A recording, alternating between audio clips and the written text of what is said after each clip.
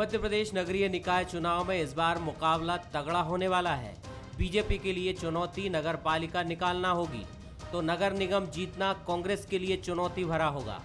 BJP के लिए इसलिए क्योंकि 2018 विधानसभा चुनाव में कांग्रेस को ज्यादा बढ़त कस्बाई क्षेत्रों में मिली, यानी ज्यादातर नगर पालिकाओं में कांग्रेस विधायक दखल रखते हैं। दूसरी चुनौती बीजेपी के सामने ये भी है कि कोरोना ने नगर निगमों में विकास कामों की रफ्तार रोके रखी। इसके अलावा किसान आंदोलन भी कस्बाई और ग्रामीण इलाकों में बीजेपी के लिए किसी चुनौती से कम नहीं है।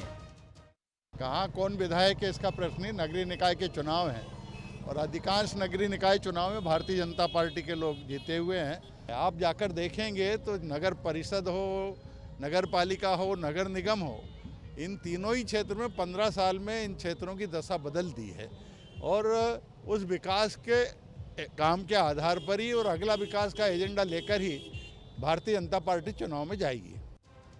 उधर कांग्रेस अपनी सरकार का तख्ता पलट और उपचुनाव का बदला लेने की तैयारी तो कर रही है, लेकिन सभी नगर निगमों को जीतना उसके लिए भी किसी चुनौती से कम नहीं होगा, क्योंकि पिछले चुनाव में उसे सभी 16 नगर निगमों में हार का सामना करना पड़ा था।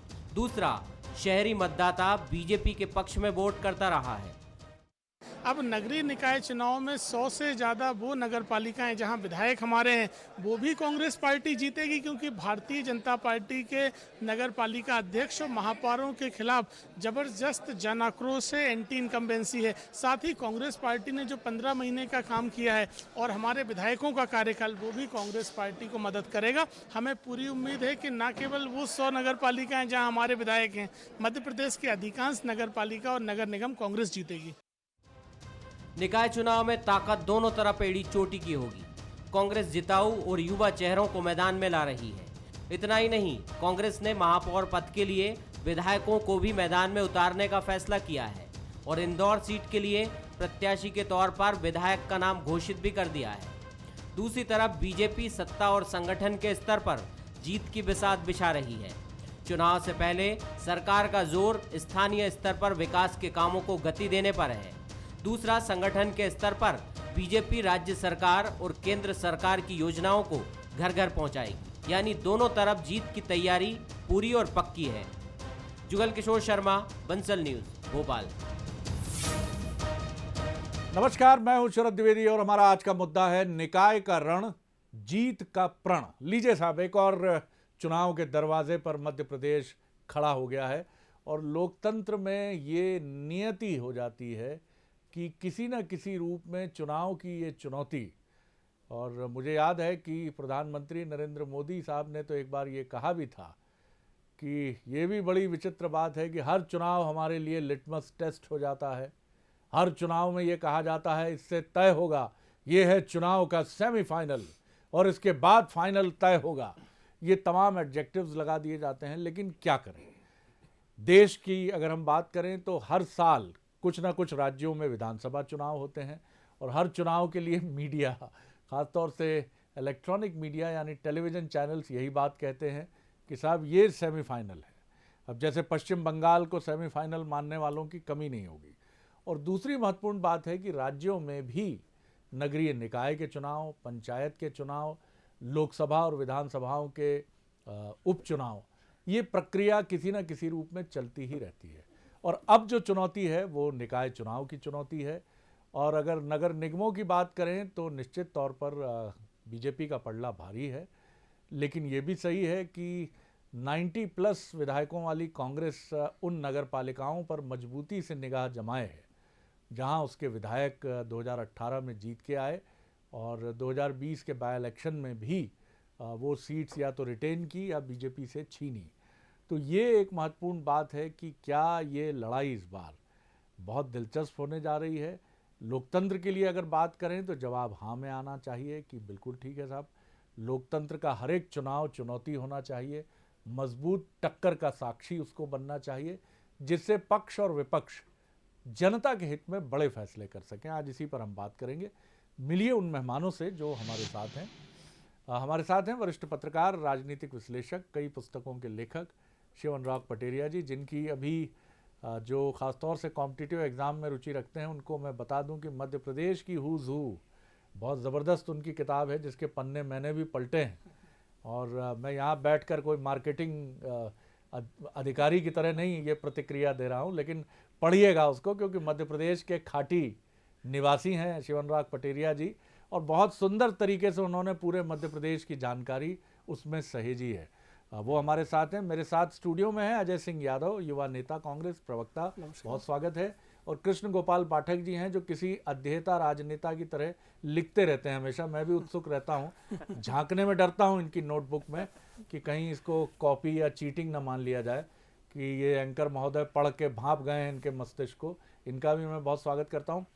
पटेल साहब, किस तरह आप देखते हैं इस रणनीति को, क्योंकि नगरीय निकाय में नगर निगमों का जो क्षेत्र है, जो बड़े शहरी क्षेत्र हैं जहां बीजेपी का प्रभाव स्वाभाविक रूप से अधिक है, और जो लोकसभा क्षेत्र भी बड़ी नगर निगम आती हैं वहां बीजेपी का पलड़ा स्वाभाविक रूप से भारी है और बहुत बढ़िया स्थिति है उसकी, लेकिन जहां 90 से अधिक कांग्रेस के विधायक हैं और जो कस्बाई और विकसित शहरी क्षेत्र भी हैं, वहां क्या माने कि कांग्रेस भी एक मजबूत टक्कर देने की स्थिति में होगी? क्या कहेंगे आप? जी जी शरद जी, पहले तो मैं आंकड़ों की बात कर लूँ। आंकड़ों में 16 नगर निगम हैं, 98 जो हैं, अगर 98 है नगर पालिका परिषद है, और नगर परिषद हैं 294 यानी 408 हैं। लगभग विधानसभा क्षेत्रों के लगभग दुगने के आसपास हैं ये नगरीय क्षेत्र।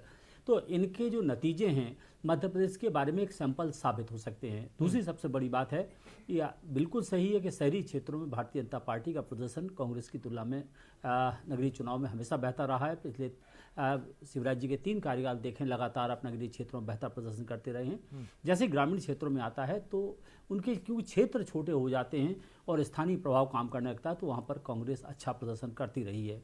लेकिन सबसे बड़ी बात है कि सत्ता के पलट के यानी सत्ता का उलटफेर के बाद में पहला कोई चुनाव है जो उपचुनाव को छोड़ दिया जाए तो वो चुनाव है जिसे पूरे मध्य प्रदेश का सैंपल के तौर पर काम करेगा। इसलिए भारतीय जनता पार्टी और कांग्रेस पूरे तौर पर काम करेगी। लेकिन एक बात मैं अभी से देख के कह सकता हूँ कि जो नगर निगमों का क्षेत्र है उसमें भारतीय जनता पार्टी पहले की तरह ही बेहतर प्रदर्शन करते हुए आपको नजर आएगी।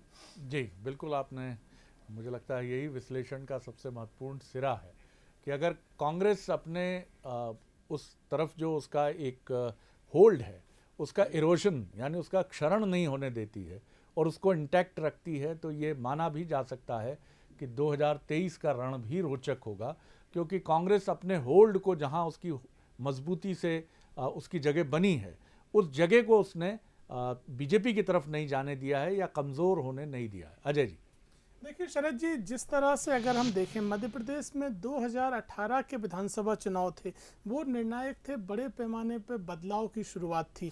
और हम आपको अगर इस चीज़ को देखें तो 1993 और 1998 की हमारी सरकार, जबकि उस समय विधायकों की संख्या कहीं ज़्यादा थी, उससे भी ज़्यादा शहरी क्षेत्रों में समर्थन हमें 2018 में मिला, जहां ग्वालियर, जबलपुर, इंदौर जैसे नगरीय क्षेत्रों में अधिकांश विधायक कांग्रेस के जीते। यहाँ तक कि भोपाल के भी नगरीय क्षेत्र के आधे विधायक कांग्रेस और भाजपा के रहे। इसलिए कांग्रेस पार्टी को ये लगता है कि नगरीय क्षेत्रों में कांग्रेस की पैठ अब बहुत मजबूत हो गई है। ये 93-98 जैसी बात नहीं रह जाएगी। साथ ही भारतीय जनता पार्टी की नगरीय निकायों में लगातार 15 साल या 10 सालों की जो एंटी इनकम्बेंसी है वो बहुत मजबूत रहेगी, क्योंकि भारतीय जनता पार्टी के नेताओं को हमने देखा, जब 15 महीने हमारी सरकार थी तो नगर पालिका, नगर निगम, ताकत भी क्या रहेगी?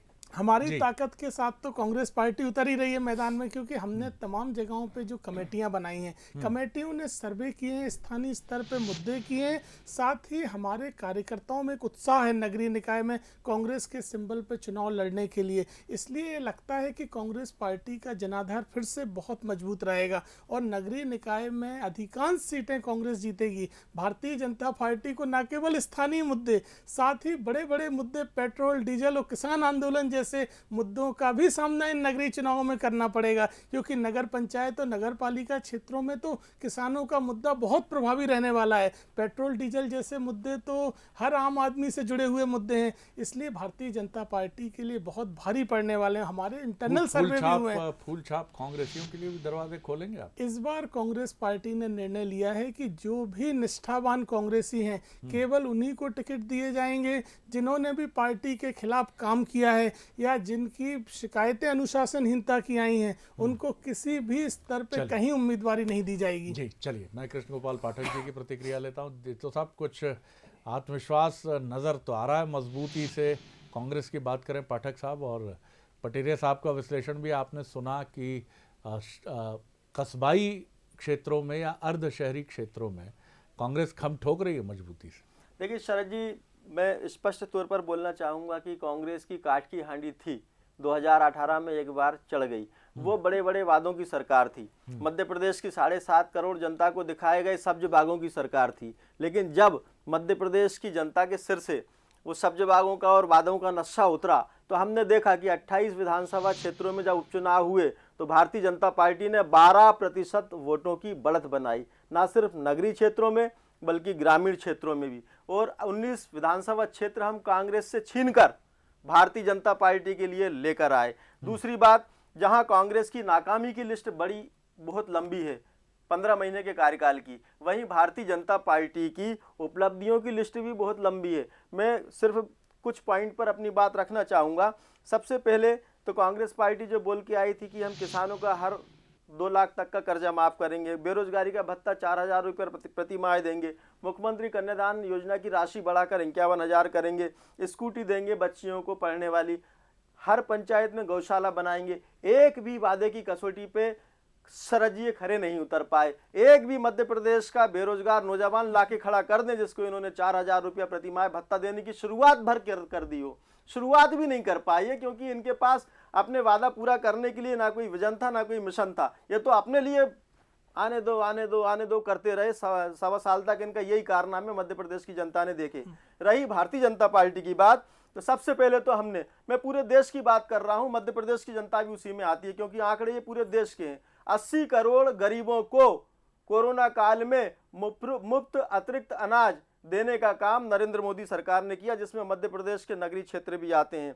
भारतीय जनता पार्टी की सरकार ने, यानी कि मोदी सरकार ने, जनधन खाते में 500 रुपया देने का काम किया, जिसकी नगरीय क्षेत्र में लगभग 39% आबादी मध्य प्रदेश में आई है एवरेज। उसके पश्चात हमने जो शौचालय बनाने का काम किया है उसमें 37% नगरीय क्षेत्रों में बने। प्रधानमंत्री आवास योजना में शरद जी जो मध्य प्रदेश में 20 लाख घर बने, उनमें से 37% नगरीय क्षेत्रों में है। जब गरीब को इतना फायदा मिल रहा है, किसान सम्मान निधि 10,000 रुपया प्रतिवर्ष मध्य प्रदेश में किसानों को मिली और किसान नगरीय क्षेत्र में भी रहते हैं।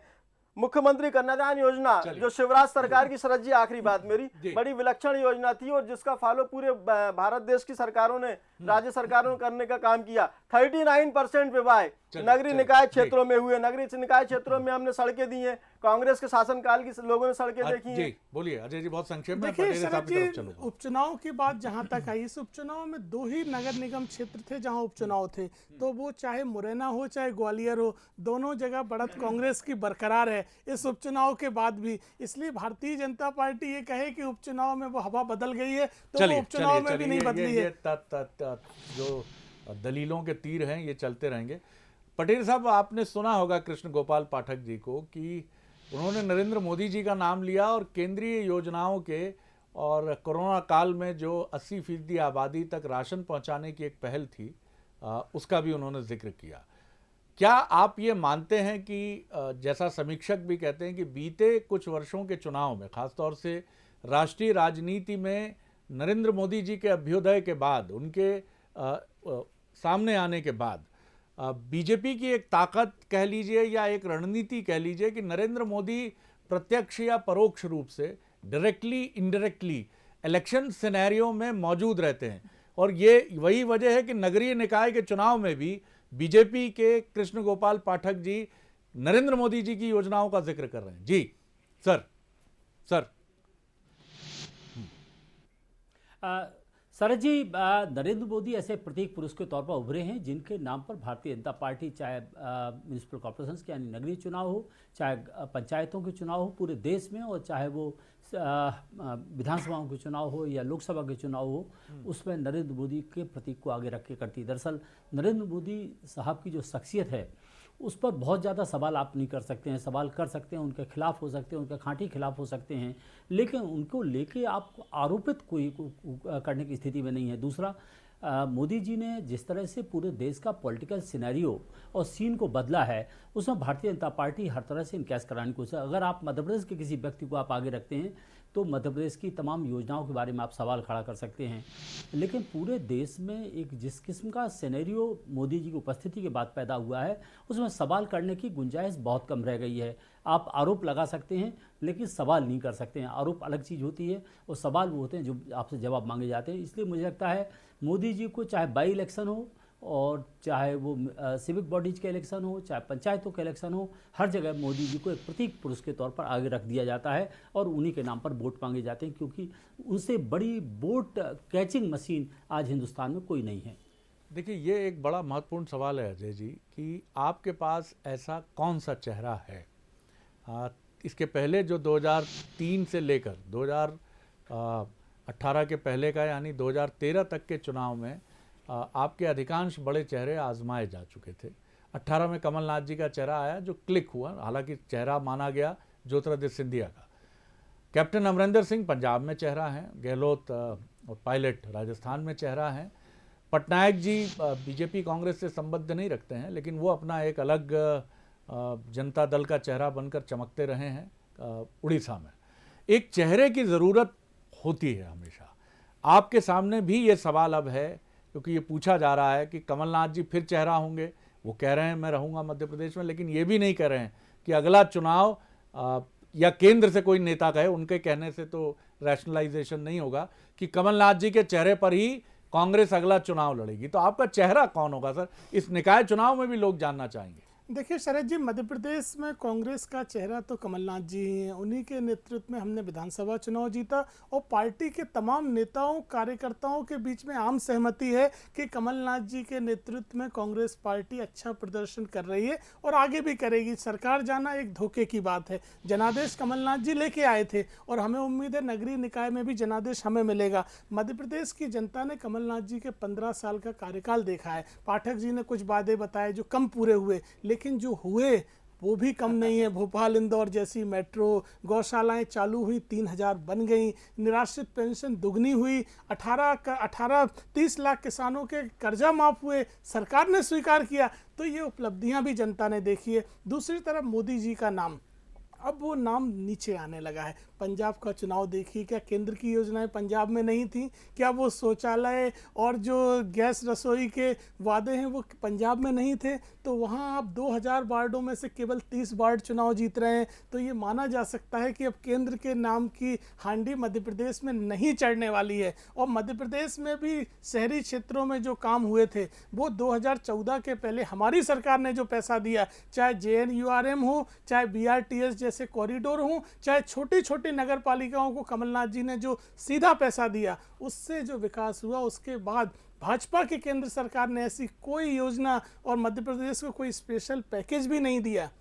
इसलिए हमें पूरी उम्मीद है। बाय इलेक्शन में ये सारी चीजें, ये इम्पैक्ट नजर नहीं आया, क्या कहेंगे उस पर? देखिए शरद जी, बाई इलेक्शन में जनता के लिए स्पष्ट था कि कांग्रेस पार्टी को जहां सभी 28 सीटें जीतना है और भाजपा के लिए 2-3 सीटें जीतने से भी काम हो जाएगा। इसलिए भारतीय जनता पार्टी को उस परिस्थिति का लाभ मिला कि सरकार भाजपा की ही रहनी है। लेकिन ये फेयर चुनाव होंगे, नए चुनाव होंगे, जनता कांग्रेस का साथ देगी। देखिए शरद जी, भारतीय जनता पार्टी सिर्फ अपनी उपलब्धियों के सहारे, हमने जनता को अभी तक क्या देने का काम किया है उसके भरोसे जनता के बीच जा रहे हैं। और हमारा पूरा का पूरा कैंपेन, चाहे हम आज नगरीय निकाय की बात रख रहे हैं, पॉजिटिव है। हम मध्य प्रदेश के लिए जहां प्रदेश का एक साथ घोषणा पत्र जारी करने जा रहे हैं, वही नगरीय निकाय क्षेत्र का अलग अलग नगरीय निकाय वार भी घोषणा पत्र जारी करेंगे और करने जा रहे हैं। हमारी तैयारी बिल्कुल स्पष्ट है। भारतीय जनता पार्टी का कार्यकर्ता समर्पित कार्यकर्ता है। मध्य प्रदेश ही नहीं, देश का पूरा वोटर भारतीय जनता पार्टी में लगातार विश्वास जताता चला आ रहा है।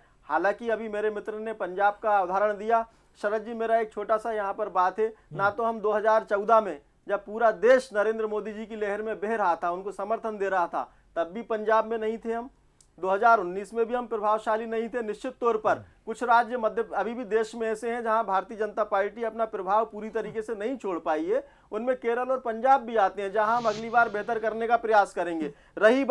रही बात मेट्रो की, तो मेट्रो शिवराज सिंह चौहान जी के शासनकाल में आपको ध्यान होगा भोपाल में भी काम शुरू हो चुका था, इंदौर में भी काम शुरू हो चुका। तीसरी बात है बहुत बड़ी, आपकी ताकत क्या होगी जी? निकाय चुनाव में कांग्रेस पार्टी की कार्यशैली और भारतीय जनता पार्टी की कार्यशैली।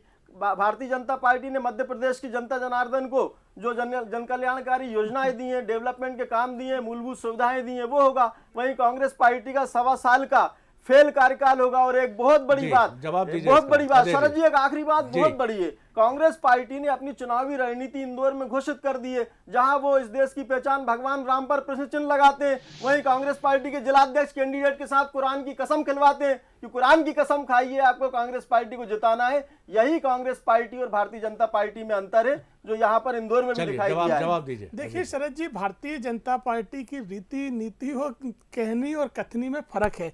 एक तरफ आप जब पेट्रोल डीजल के दाम बढ़ाते हैं तो कहते हैं कि विकास कार्यों के लिए पैसा नहीं है, इसलिए हमने कर लगाए, और दूसरी तरफ आप घोषणा पत्र में कहते हैं मिनी स्मार्ट सिटी बना देंगे, 50 से ज्यादा नगर पालिकाओं को, तो पैसा कहां से लाएंगे? क्या जनता नहीं देख रही है कि एक तरफ आप कर्जा लेके सरकार चला रहे हैं, आप पुराने काम नहीं कर पा रहे हैं, नगर पालिकाओं में सारे काम ठप्प पड़े हुए हैं, नगरीय क्षेत्रों की रोडें देखें, भोपाल जैसे शहर की सड़कें देखें, पैसा नहीं है। उसके बाद इस तरह की घोषणाओं का कोई मतलब नहीं बनता है, ये केवल जुमलेबाजी है। जनता सब समझती है कि फिर से धोखा देने का प्रयास है। अपने मोबाइल से पाठक जी आंकड़े निकाल चुके हैं, चलिए बोलिए पाठक साहब। देखिए शरद जी, मेरे पास एक तारीख है, 17/9/2013 को देश में पेट्रोल का रेट हो गया था 86 रुपए, 86 रुपए प्रति लीटर। ना तो उस समय सीमाओं पे सड़क बन रही थी, ना ही सेना के उस समय क्रूड ऑयल $120 था। उस समय क्रूड ऑयल कितना था पाठक जी, स्वीकार करके बताइए। पाठक जी, क्रूड ऑयल का दाम बताइए क्या था? क्रूड ऑयल $120 देश के लिए काम कर रही है, आधी अधूरी बात काम कर रही है, सीमा के लिए काम कर रही है, आधी अधूरी सुरक्षा बात के लिए काम कर रही है, क्रूड ऑयल $120 था, जो जनता को दी जाने वाली जनकल्याणकारी योजनाओं के लिए काम कर रही है। सारे देश और प्रदेश की जनता देख रही है। चलिए बिल्कुल ठीक बात है, ये देश की जनता देख रही है और ये फैसला उसे ही करना है। पटेल साहब, एक सवाल और जो मेरे जहन में आता है कि चाहे कांग्रेस की 13-14 महीने की सरकार हो, मामला ठन गोपाल था।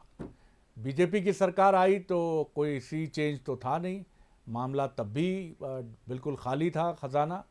फ़र्क ये था कि कमलनाथ जी की सरकार और ख़ुद कमलनाथ उस समय बार बार कहते थे कि हमें ख़जाना खाली मिला है।